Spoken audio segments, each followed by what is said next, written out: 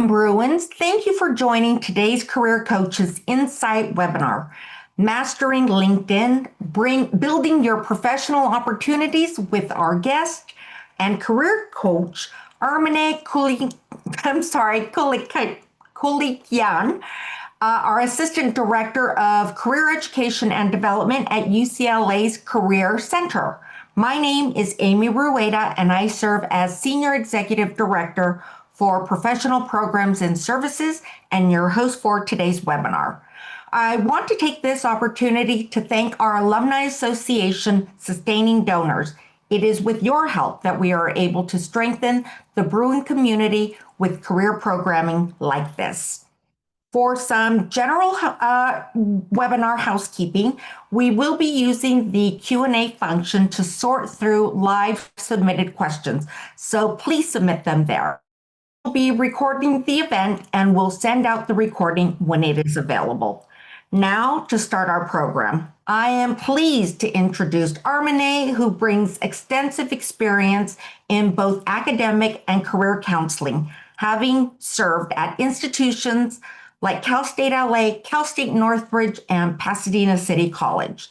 Through her career, Armine discovered a deep passion for career development, which led her to launch her own company, Career Rise, where she empowers individuals to navigate their career journeys with clarity and confidence and offers one-on-one counseling for career exploration and LinkedIn profile building. With that, I'd like to introduce Armine. Thank you so much for the introduction. Hello, everybody. Welcome. I'm going to share my screen and I'm excited to talk to you all about LinkedIn and how to make the most of it as you are navigating your career journey. So thank you so much for being here. A quick introduction that you already heard about me. I did study psychology and college and career counseling at CSUN. I do also currently work at UCLA's Career Center as an assistant director, serving our current students, and many of you who are recent alums, I may have worked with you while you were a student at UCLA as well. So through Career Rise, I am here to empower you all and provide you with the resources and the tools you may need to advance in your careers. Along with that, I do have a podcast called Coffee and Career Hour, and many of these topics we talk about today, LinkedIn specifically, there's a few episodes on LinkedIn on the podcast as well. You can find the podcast on any of the streaming platforms. So for today's objectives, just a quick refresher as to what we're going to be talking about. By the end of this session, I hope that you develop a compelling LinkedIn profile that effectively showcases your personal brand, your skills, your career story to attract professionals and opportunities. And to also learn strategies to expand and engage your network on LinkedIn, including how to make meaningful connections with industry professionals and other alumni, as well as recruiters. And lastly, to utilize LinkedIn tools and features to actively explore career paths, join conversations, and position yourself for professional growth.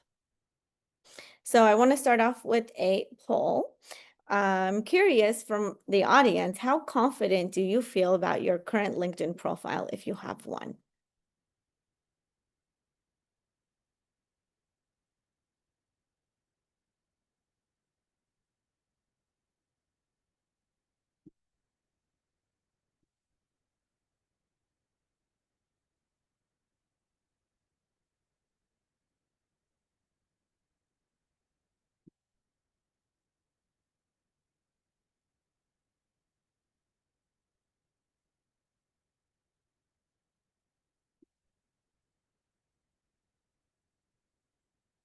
Okay.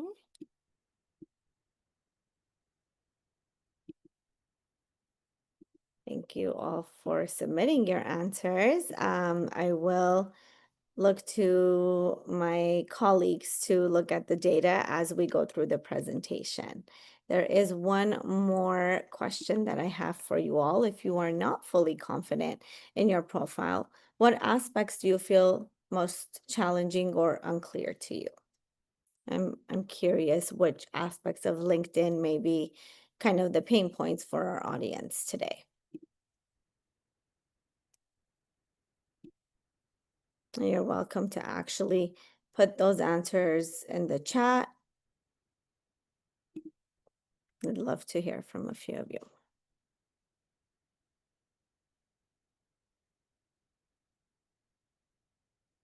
All right, looks like somewhat confident and not very confident is the majority of the data, with very few of you saying that you feel very confident with your profiles.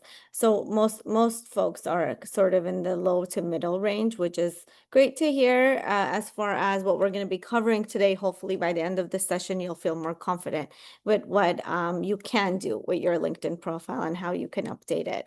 So you feel great about it, right? Because essentially that is the same feeling that is going to be transported to people who are looking at your profile. If you feel confident about it and you feel like it's the best representation of you, that's what the recruiters are going to see as well as other professionals. So for those of you who don't have a LinkedIn profile yet, I did see some folks voted for that. What is LinkedIn? It is an online professional network tool and platform where you can showcase your personal brand. You can establish connections with professionals within the industries that you're interested in any industry. And you can research career paths, evaluate your options. You can also apply for jobs on LinkedIn. You can identify a support system. You can find mentors on there, find people to do coffee chats with and informational interviews with if you're trying to learn more about a given industry, and really just expand your connections and build a network, right? So it offers a lot. There is a lot to do on LinkedIn, and you can use it in many different ways. But why is it important? As of today's data, 87% of recruiters are using LinkedIn to find and vet candidates. This is according to JobScan.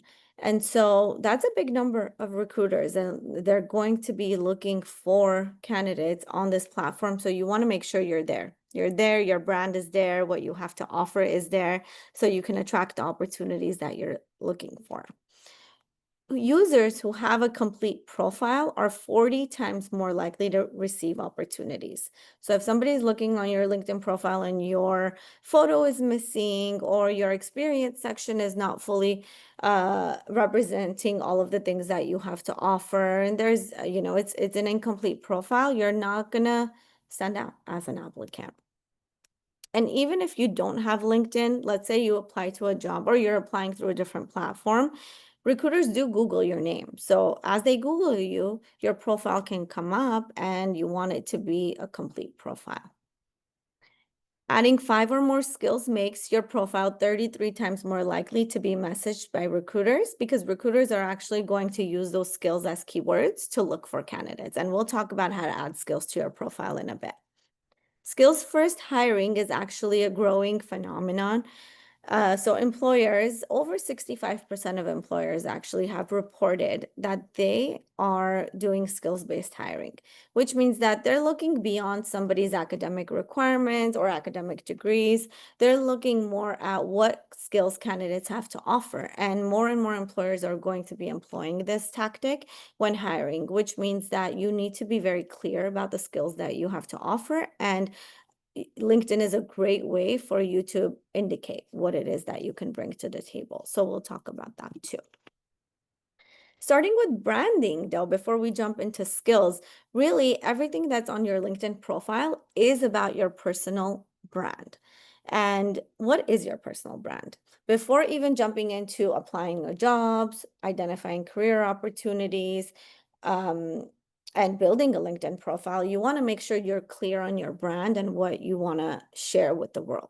So your brand is a unique combination of your skills, experiences, values, and personality that you bring to your career. It's essentially the energy that you come into this career space with. It is the motivation that you bring to the work that you do. It's the passion, the excitement, right? And on LinkedIn, your brand should answer these 3 questions. What do you want to be known for? What value do you bring to the team or to the field that you're in? and what makes your story and perspective unique. So any individual touches that you can offer on your profile that showcase a personal connection to the industry is great. So we'll talk about how to incorporate your brand into your profile. First idea I want to highlight is you want to go beyond your job titles. So in the experience section, a lot of times I see folks kind of stick to, this is the job I had, and then this is what I did on the job. But that's very limited. It doesn't show your brand. It doesn't show your excitement. It doesn't show your skills. So you actually want to go beyond that and use keywords in your descriptions, in your about section, really using keywords relevant to your industry, which goes back to the skills-based hiring. When recruiters are looking for certain skills, let's say communication as an example, they're looking for that as a keyword. You want those kinds of skills to come up in those results. So you have to be mindful of the keywords you're using in all of the content that you have on your LinkedIn, and make sure those keywords are relevant to the industry that you're applying to.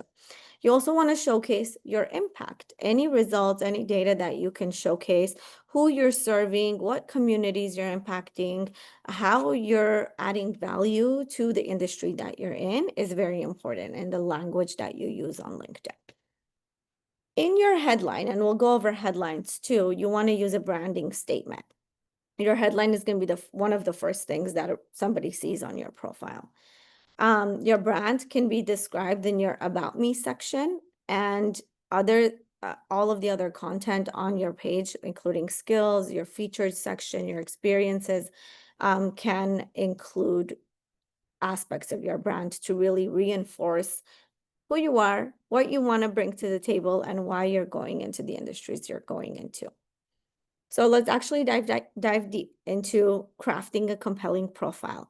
We'll talk about the different aspects of a profile, and then we'll go into actually utilizing LinkedIn. So the networking aspect of LinkedIn, as well as some of the advanced features that LinkedIn has in the job search. We'll get to those by the end of today's session. But the first part is, how do you build a profile? So on the screen, you're seeing bubbles of different things you can put on your LinkedIn profile. And as you can see, it is not limited to just work experience or job titles. There is all of these that can be listed on your LinkedIn profile that really bring together the holistic image that you're trying to portray to readers, right? You can include anything from sample work that you've done in classes, thinking back to your undergrad experience at UCLA. Maybe you did a really great research project with a professor or something along those lines. Maybe you got published, right? Those things can be added as sample work into your LinkedIn profile to showcase the level and quality of work that you can bring to the table. Of course, beyond the skills and the professional photo, the headline, those are all standard things on a LinkedIn page, but there's also, you can add your interests. You can add paid and unpaid experiences, projects, additional coursework you've taken beyond your education, licenses, certification, really anything can be added as long as it reinforces the image you're trying to portray to the world. So we'll start with the profile photo. These are two examples that you see on the screen. One of them is mine, and one is actually a recent alum from UCLA. She was an intern at the Career Center, and she did a great job with her profile photo as well. So as you can see, some of the standard measurements here, your face should be at least 60% of the frame. So you don't want it to be too small, too zoomed out, or too zoomed in. Just the right sort of image, and you want to make sure you're smiling in your photo as well. And you can have a peer or friend take the photo, or you can do a professional headshot as well. Neutral background is also important. So if you're a recent alum maybe, or you're really connected to UCLA and you want to showcase that as part of your brand, you can absolutely have some sort of UCLA background, if that's still aligned with you, right? If not, you can do a blank background like the one that I have, or any other backgrounds that might be a good fit for the kind of image that you're going with. LinkedIn members with a photo are 21 times more likely to get their profile viewed and 9 times more likely to gain a connection request. And so it is definitely very important to make sure you have a photo if you are going to have a profile. Beyond the photo, there's the banner, which sits at the top of the page, right, as a background to your photo. You want to make sure your banner is well thought out as well. So you can either choose a banner that LinkedIn already has embedded in there, or you can create your own on a design tool like Canva. If you are gonna create your own, actually either way, even if you choose one from LinkedIn, just make sure it's industry relevant. So if you're going into, let's say, the business industry, make sure that the image kind of represents business in some capacity. Or if you want to go into the creative space, you can have a little bit more of a colorful creative image, or anything that represents kind of your brand. You can sometimes on Canva, people will make a banner that includes their name and their degrees and their titles. So if you want to include something like that, where you are showcasing what you studied or what degrees you have, you can do that as well. Now the headline, which is that first line underneath your image where people will see where you're at in your current career development. Now, LinkedIn automatically defaults to your most recent experience. So let's say you're currently working in a job. Maybe it's not in the industry that you want to go into, or it is, but it's more entry level. That job, that's your most recent job, will automatically be in your headline. However, I would recommend always making edits to that, because you are more than just your current or previous job title. You have more interests, you have more skills that you want to showcase. So coming up with a brand statement and using keywords in your headline is very important. So making sure that your headline carries the weight of what it is that you're trying to portray to the viewers. And so some samples would be like this. We have 3 on the screen. The first one is maybe targeted a little bit more towards marketing. So this person wants to go into the marketing industry. So they've kind of outlined a keyword like marketing strategist is what they are good at, or where they want to be, or what they're aspiring towards. Then they talk about something that they can bring to the table. They're really good at storytelling, and that brings impact to the audiences that they're working with.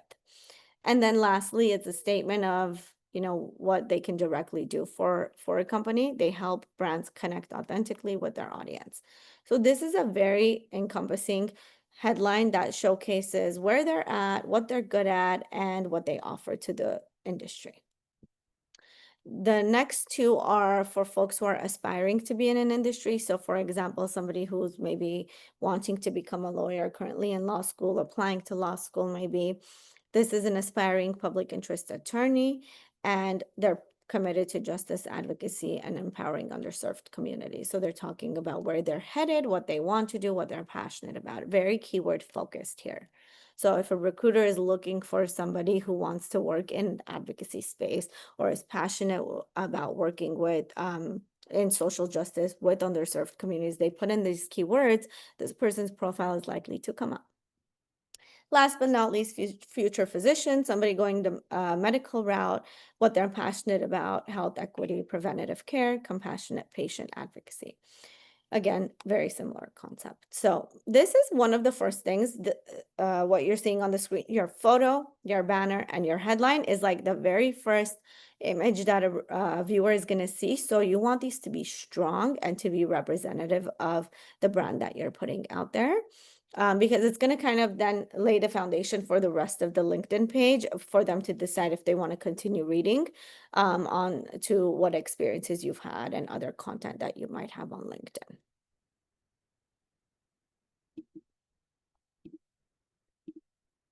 The About section. The About section is very also important, because it should be telling a story, reflecting your values, your motivations, how you got to where you're at, and where you want to go future facing as well.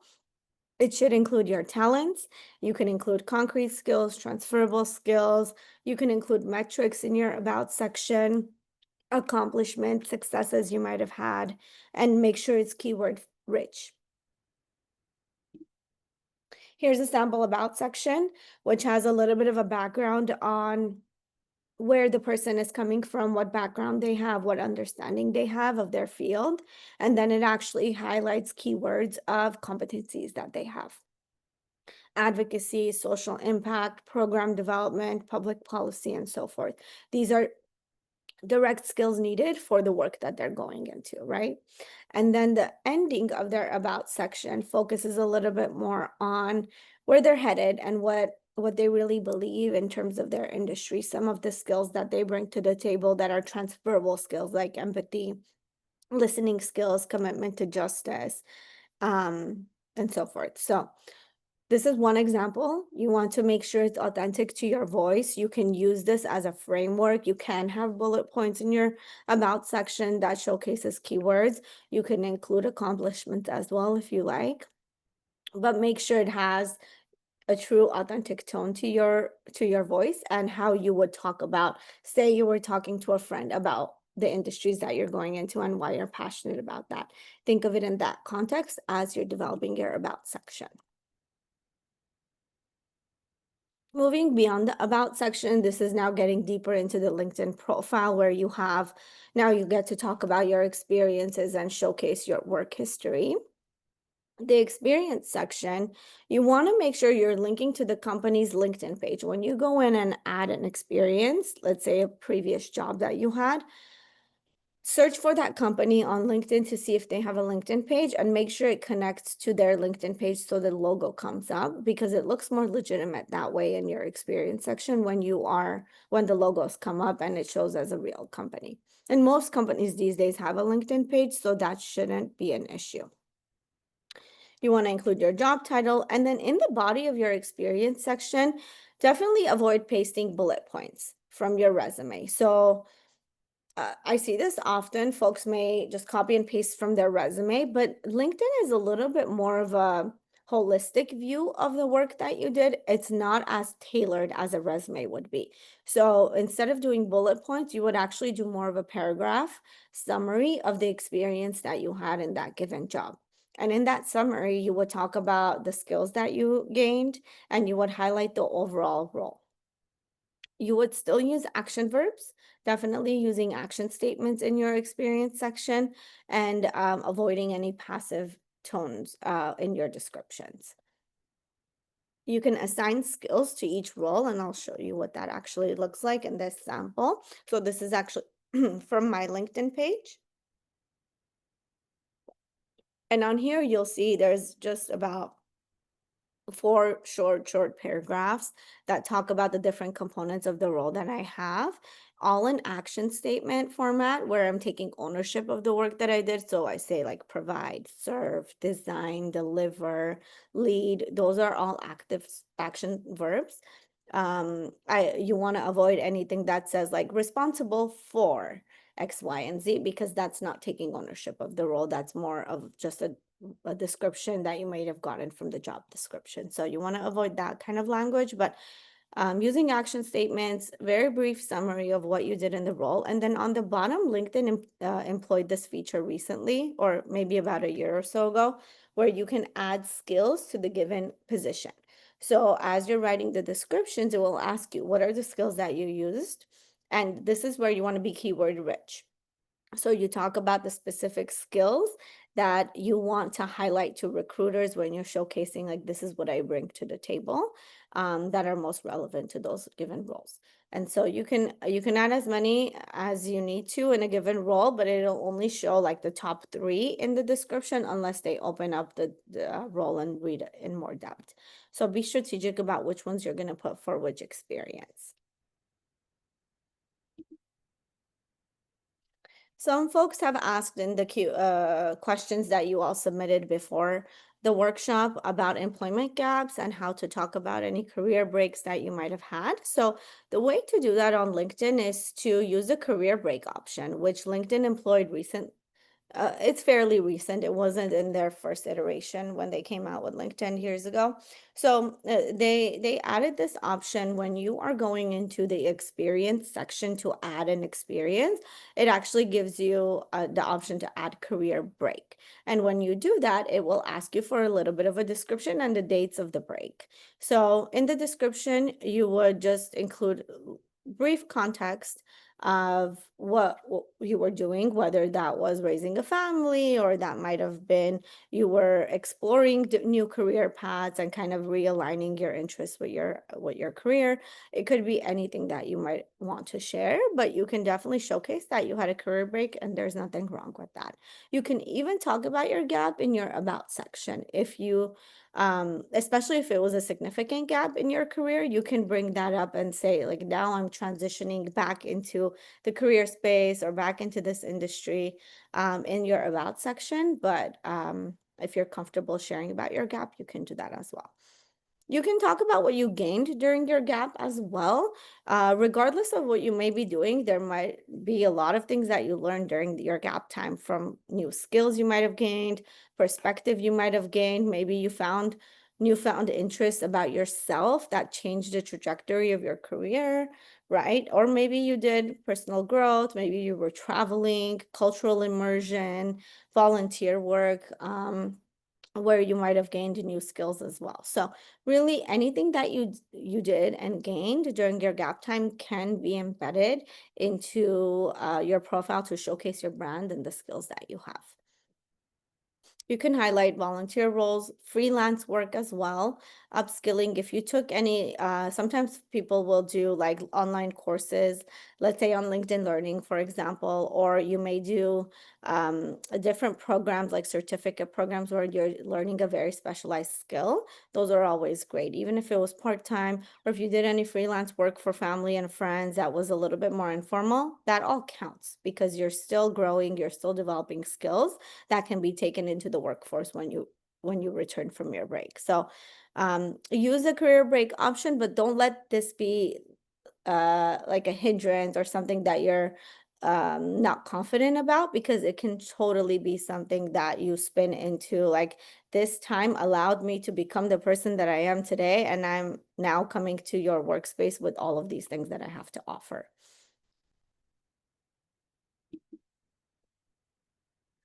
For those who may be changing careers as well, which happens more regularly than you may think, and it is completely natural and okay to do so. But if you are changing careers, thinking about a new industry, the concept doesn't really change. It's still really skills based. So you want to focus on the transferable skills that you have gained through your past experiences. So even if you were working in a different industry, but you can include those work experiences on your profile, but you will talk about the skills that you gained to showcase that you can bring that to this new industry, right? And that's really what employers are looking for, especially with skills-based hiring taking lead. Um, in your headline on your profile, you can reflect that your target role. So let's say in this example, this person was a former educator, but they're now transitioning to the business space. So they put project manager is kind of the roles that they're targeting, and then they used to be an educator. But then they also talk about something that they're very skilled in that would be relevant to the types of jobs that they're wanting to go into now. So skilled in training and communication. This would be a very great way to showcase that you're kind of transitioning and you're bringing in these different skills. In your content, when you post as a career changer, you can, in your posts, talk about evolving, talk about finding your new passions, talk about certifications you've received as you're preparing to enter into this new space.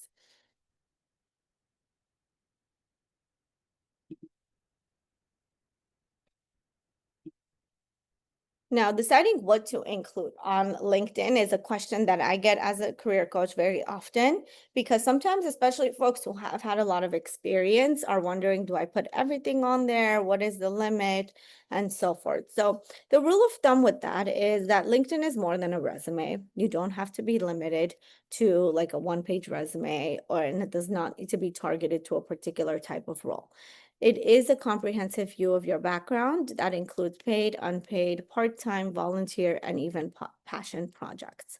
And it's a space to tell your story and share your growth. So you can determine which experiences from your past are most aligned with the image you're trying to portray now, and that's how you would decide which experiences to include. You don't have to include every single thing you've done. If you are more of maybe a recent grad and you feel like you actually don't have a lot of experience, then maybe this is a space where you list out everything that you can or want to, and then as time goes on and you gain more experience, you can go back and start removing maybe like an internship you had when you were in undergrad or so forth. It is an ever evolving profile too, so you can every year you can go back and make changes to it as well.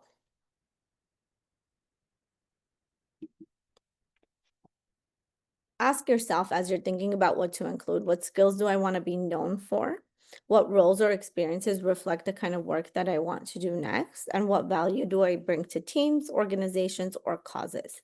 And then you would include experiences that demonstrate your transferable or technical skills, reflect your brand, and show impact, show leadership, show creativity and growth. This was another question that came up in the Q&A in advance. How do we use AI to help with content? How do we use AI? Should we even consider it? And I will say that, AI is here to stay.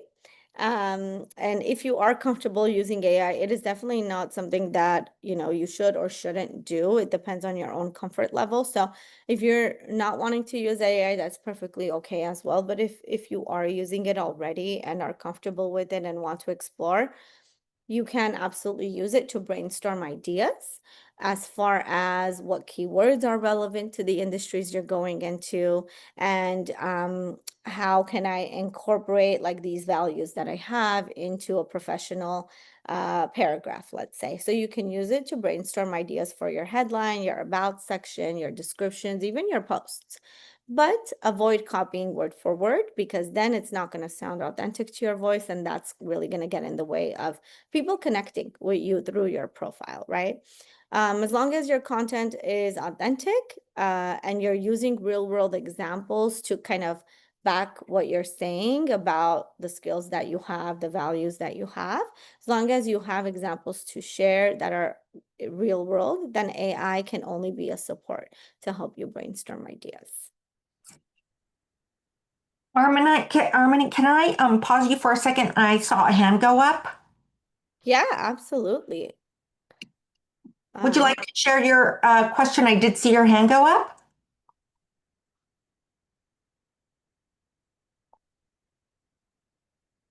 Okay, perhaps they changed their mind. Sorry. Yeah, no worries. Thank you. And I do see the Q&A. There are questions coming in through the Q&A. So hopefully at the end of the session, we'll be able to go through as many of those as possible too. There's also a featured section. This is one of the things that is less known on LinkedIn, and I don't see too many people using it, but it's a really great tool, especially if you have an experience that you're super proud of, that is directly relevant to the roles that you want to be applying to. You can feature a particular experience in your profile. When you feature it, it actually goes to the top of the profile. So it'll be it'll stand out amongst all of your other experiences. So this is just an example of mine. I feature CareerRise on my profile because I also have all of my work experiences on the profile, and I want to feature my company on there, right? And you can do this with, let's say you had an internship at this really amazing organization that's relevant to your field or anything like that. You can feature and it will be highlighted to showcase the direct skills that you have. So make use of the featured section as is relevant to you. And then recommendations is also really, really great for a profile. So with recommendations, you can ask people to write a recommendation for you. You can also give recommendations.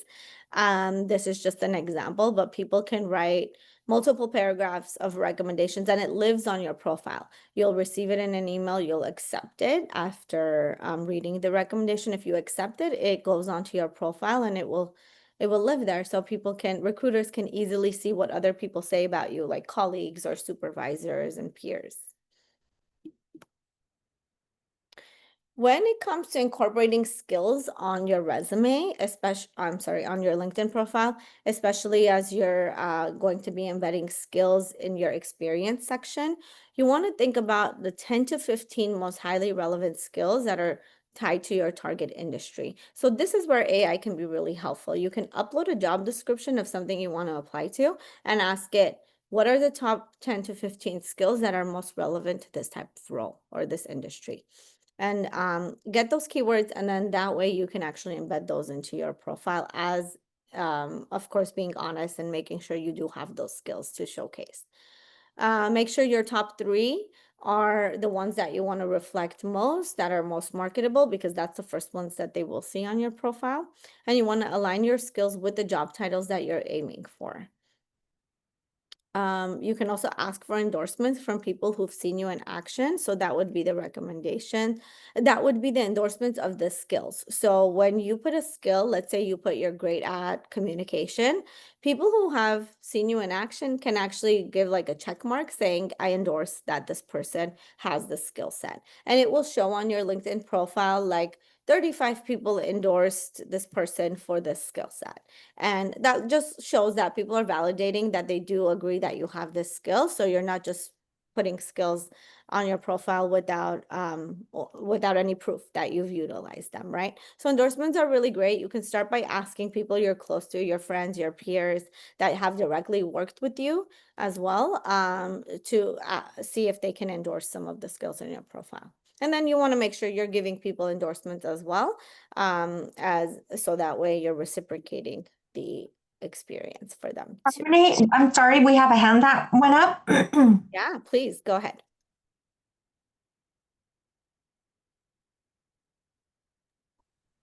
Saba, do you have a question for Armine?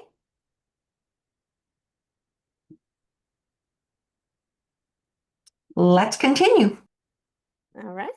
Well, we talked about the profile. Those were the basics of creating a profile. Now we'll jump into networking and how to expand your network on LinkedIn.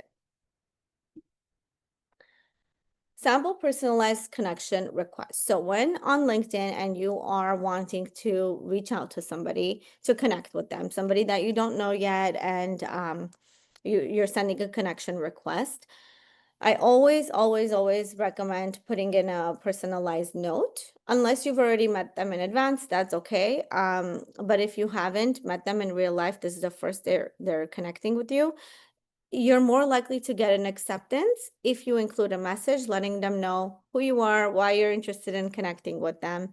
And so this would be a sample. It's very short and brief because there's a character count limit for when you're sending a personalized request. So you would say something like introducing yourself, what your name is, you admire whatever work that they're doing or whatever industry that they're in, would love to connect, stay in touch professionally. Very brief, very short, just to let them know you're wanting to go into the same fields maybe as them. So that is why you're connecting with them. Now, LinkedIn did employ a rule just about a year ago on limitation on personalized requests. And what they did, they probably found that people were sending too many personalized connections, and they decided to employ it. So limit 5 personalized connection requests that you can send each month. And so what that means is you want to be intentional about who you're sending a connection request to, and making sure that you're being authentic in those connection requests, right? They may temporarily restrict you from sending invitations if you send too many invitations with a short amount of time, or if many of your invitations are being ignored or pending. That might be a red flag on the logistical end of LinkedIn. So you do want to be intentional as far as who you're sending connection requests to, but you should definitely consider putting in a personalized note so that way you have a better chance of being approved. Once you do get your connection request approved, you can now reach out to the person in more detail, whether that's through email. Sometimes people have their email address on their profile, or it's through a longer LinkedIn message. Either way, you can actually send a message in more detail, something that looks like this, where you are introducing yourself, letting them know what industries you're exploring, giving them a little bit of background that you saw their profile, you're impressed by X, Y, and Z work that they're doing, and essentially asking for 20 to 30 minutes of their time for a virtual meeting, a coffee chat, anything that is relevant for what you're looking for. This is a very common practice, and as a career coach, what I see is people feeling hesitant to ask for somebody else's time. Um, and it's natural to be hesitant about this, but it is definitely something that's expected in the way that the job market works, the way the world of work is.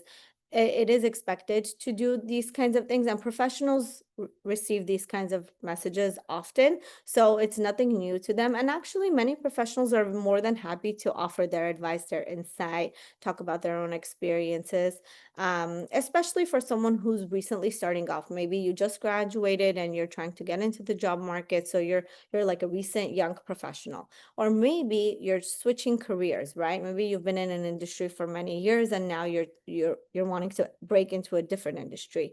People are more than happy to offer their insight as to helping you kind of break into this new industry, right? Either way, this is common practice, and as long as you're sending authentic messages like this, sometimes you may not receive a response, but more often than not, you will. And these conversations is the first step to take as far as expanding your network. That is essentially why LinkedIn was created, is to make the world a smaller place, to make it easier for people to connect with one another. And this is how you do those connections.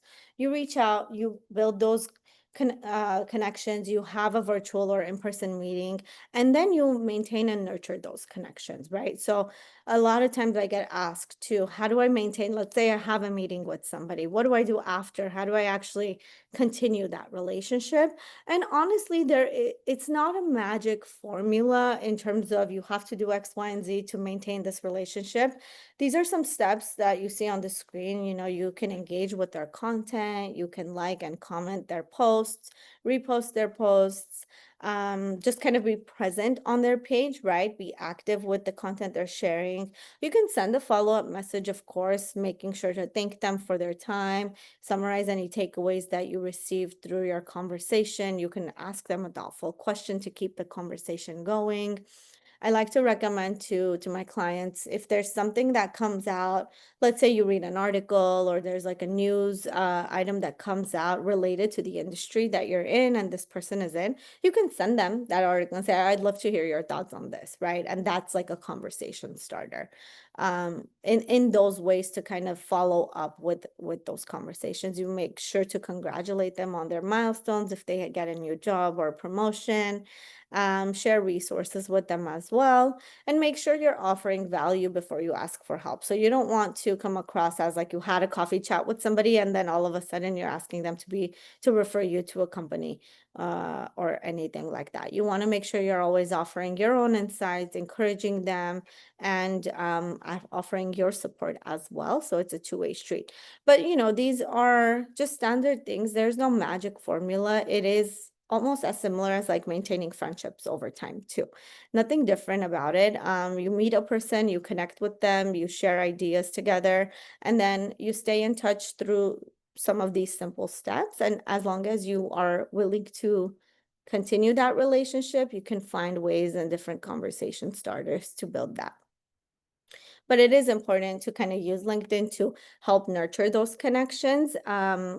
Before LinkedIn existed, people or social media in general, it was a lot harder, right? People were only limited to the people that were in physical proximity to them. So if you met somebody at a grocery store or so forth, or through a friend of a friend, that's how you networked. Now we have this platform. It's so helpful to kind of expand your connections. You could connect with people who are in different cities as you, in different states as you, so you make the most of it, right? Don't be afraid to use this tool. It's really a tool to help you in advancing in your career. When you're on LinkedIn, some things you can do, read your read your news feed for information, post any status updates, anytime you have like a milestone in your career, maybe you got a promotion, or not just the good things, but also maybe you had a learning experience on the job, or you're reflecting on some of the things that have been going on in your industry. You can share those thoughts as a post, and it always offers a great space for people to connect and share their own thoughts and see what's happening in your space as well. It's a good way to also just be visible on LinkedIn so that your network is also seeing your name, even if you're not directly talking to them and messaging them, but you're there. Your name is there. You're putting in a post, you're putting in a comment, so they still remember your name, right? You're around. And you want to make sure you're posting authentically.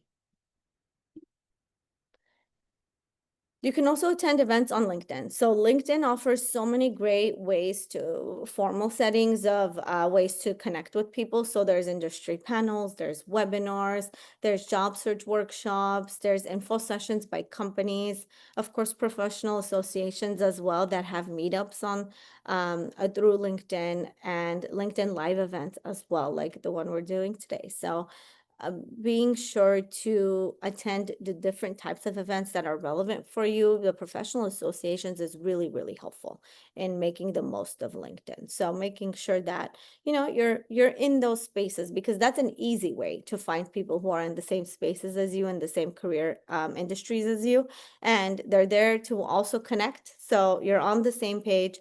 You don't have to go out of your way to find their profile. They're already there in that event space, right? So it's a really great way to connect and network. And that's the magic of networking. There is no hidden formula. It's really being authentic, talking to people that are doing the work that you're interested in, and talking about your passions, your aspirations, what you have to offer to this space as well. And of course, LinkedIn, as we all know, is also a job board. It is a very extensive job board, has thousands of positions posted on there. So you can use this as a tool to look for work as well. Some folks don't know about this feature, so I will talk about it. The open to work feature is something that you can put on your profile, similar to what you're seeing on the screen, where it will show and indicate to your community that you are looking for work. And if you do this, you have the option to either showcase only to recruiters or to showcase to your entire community. And I've gotten questions in the past about this, like, oh, does it look too eager if I am showcasing on my profile photo that I'm open to work? Ultimately, this is a career advancement space. And so that is why you're using this platform, is to find opportunities and advance in your career. I think it's a very appropriate space to showcase that you're looking for work. And so that is why this feature exists. There's nothing wrong with it. But if you're not comfortable showcasing to the entire community, that is your connections, you can just make it so that only recruiters can see. Of course, the job board, you can search for new opportunities. Hiring managers do review resumes and may visit your profile to decide as they're deciding if they should give you an offer or not. Actually, I've been on hiring committees, and we always go into the candidate's profile to see what they have on there before we make an offer or make a decision.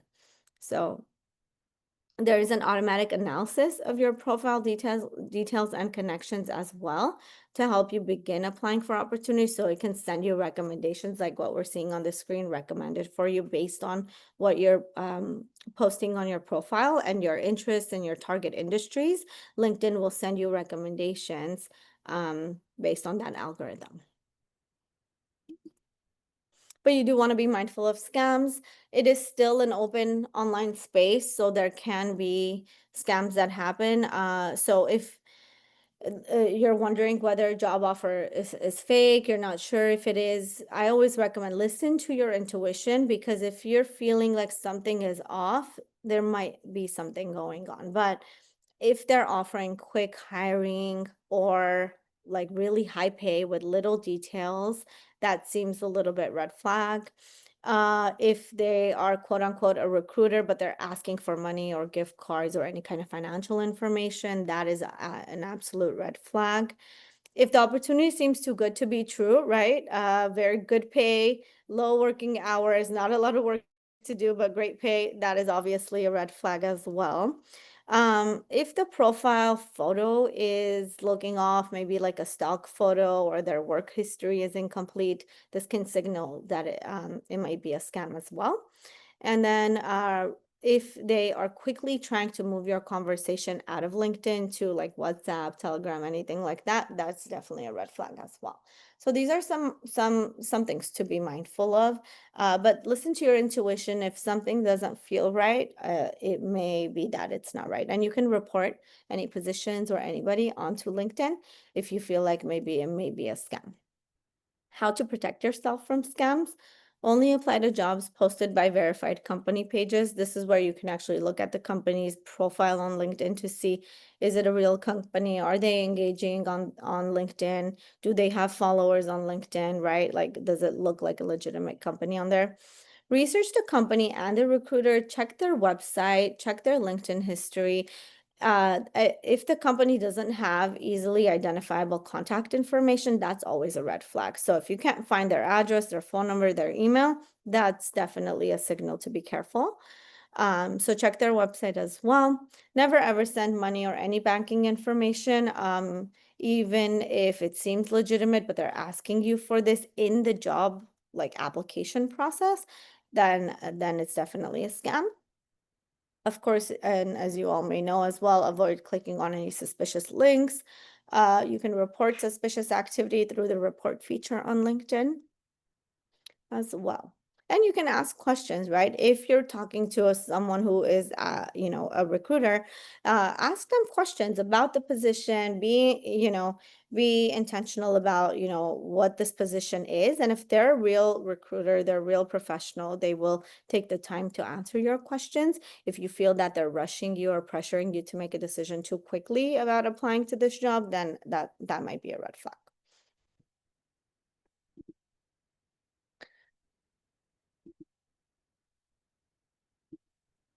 Some advanced features for LinkedIn too, as you may be looking for jobs on there, you may be networking on there, but LinkedIn has some cool advanced features as well. So I know one of the questions that we got was about the premium versus the free version of LinkedIn. So what the premium gives you is who viewed your profile. You get a full list of that. Everyone who's viewed your profile in the last 90 days, you get to see, whereas with the free version, you don't have access to that.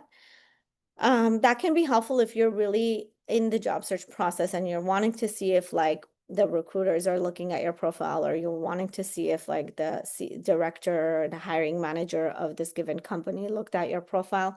In those ways, it can be helpful.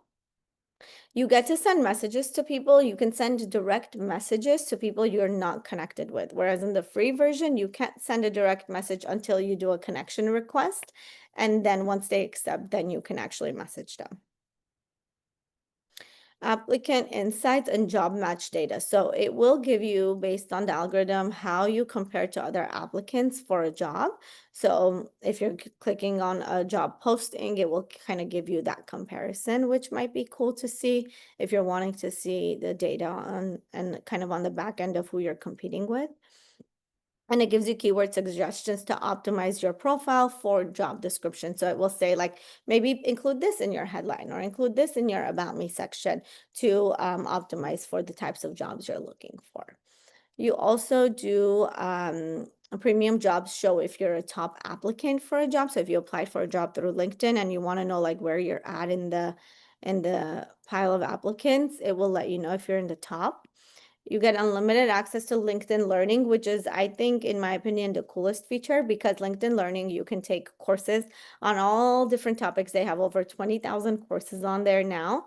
That also, many of them provide certificates at the end that you can add to your resume as well. So this is where the skill building comes into play. If you're wanting to showcase specific skills, it's going to be really helpful. And so with the premium, you do get access to LinkedIn Learning. If you don't have premium, you can access LinkedIn Learning through Los Angeles Public Library. If you have a library card attached to your library card number, you will be able to access LinkedIn Learning through there. It does give you interview prep tools as well, so some sample answers and insights from hiring managers, and it gives you AI suggestions on how to optimize your profile. We talked about LinkedIn Learning already. And there's a creator mode. So this is cool too. This is another advanced feature. If you're somebody who wants to establish yourself as sort of a creator in your field, or somebody, you know, who's sharing your insight, your knowledge in your field, you can turn your profile into creator mode. And in that, you get to share content regularly. People can follow you without necessarily connecting with you. So you're kind of gaining followers, and you're establishing yourself as a knowledgeable professional in your field. You can still connect with people too, of course, but you do get the option for them to follow you. And then you can display hashtags on your headline as well, which might be helpful for like if you're trying to niche into particular areas. And you get access to tools like LinkedIn Live if you want to host live events or webinars, you want to post newsletters, go into analytics of like who's engaging with your profile. This is where the creator mode comes into play. I will end by saying that on my podcast, Coffee and Career Hour, these are the 2 episodes that are dedicated to LinkedIn, where my co-host MJ and I, we talk about using LinkedIn in more depth. So LinkedIn 101, and then tap into LinkedIn's potential for job search and networking. So I encourage you to listen to those episodes as well for different insights and more in depth. And I will end it there so that we hopefully have some time for Q&As as well. And this is how you can reach me at careerrise.org. Thank you so much, everybody. Thank you. While we transition to the Q&A portion with Arbonate, please take a few program feedback. It helps us determine future professional development programs from our Career Coaches Network. If you have any questions for Arbonate, please send them via the Q&A function below, which looks pretty healthy. It looks like you guys had tons of questions. One came in early, so not on this particular Q&A section. How do you consolidate or leave out many short-term jobs on LinkedIn without seeming like a flight risk?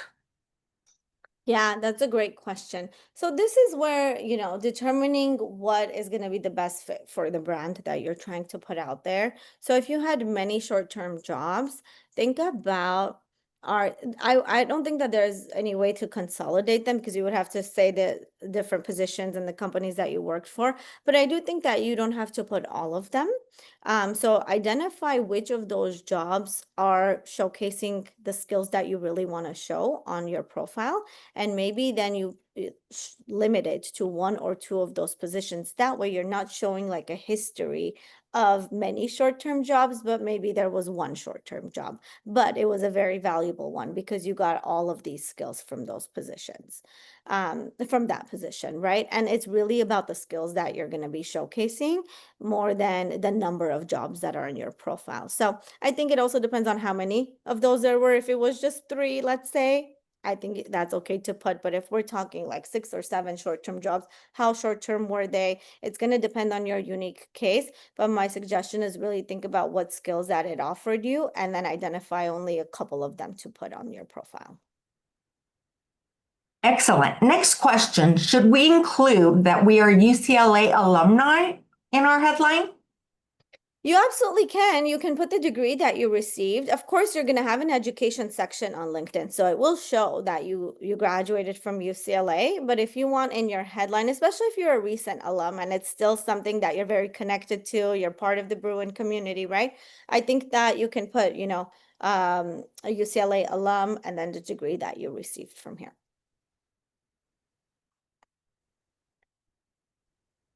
Excellent. Next question. Can the about section be too long? What's the recommended length? There is a character count. It is very long, though they allow for lengthy about sections. I mean, as long as you're within the character count, you're okay. But what I usually see is a good 3 to 4 paragraphs maximum. or about like, for example, mine is 3 paragraphs and then a bullet point list of accomplishments and metrics that I wanted to include. So I would say on average, you want to keep it to 3 to 4 paragraphs, but you know, if you go to the, as long as you're under the character count, you're okay. Excellent. We got this next question. A couple. Is it worth it to pay the extra fee? For the premium, you know that, so based on all of the things that we covered with what premium offers, I think it, you know, it's going to be unique to you. If you find that, you know, I really want to know if I'm a top candidate. If you're deep into the job search, maybe you're applying to multiple positions, you're interviewing for a couple of positions, it can be useful for that given time where, you know, you want to know, did the recruiter look at your profile? Are you a top candidate? What are ways you can enhance your profile for these given jobs? In those times, I think it can be beneficial. Otherwise, you know, it depends on where you're at in your career space. If you're going to just be a regular user wanting to network and so forth, you're not actively job searching at the moment, it might not offer you as much value as what you might want it to for the cost, but it is going to depend on your unique situation. In my opinion, I think the LinkedIn Learning is the best feature that it does offer. Wonderful. That has taken up our Q&A time. Join me in thanking Armine for being here with us this evening. If you haven't completed the program feedback survey, you will receive a prompt to do so once we end the webinar. We will also throw into the chat a link to RSVP for our next Career Coaches Insight webinar. The August webinar is the using authenticity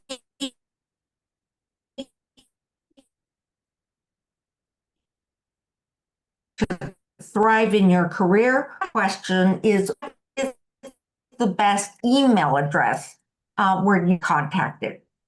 Yeah, absolutely. It would be info@careerrise.org. You can also just go to careerrise.org and I have a contact form on my website as well. Happy to connect with any one of you. If I didn't get to your question today, feel free to reach out via email.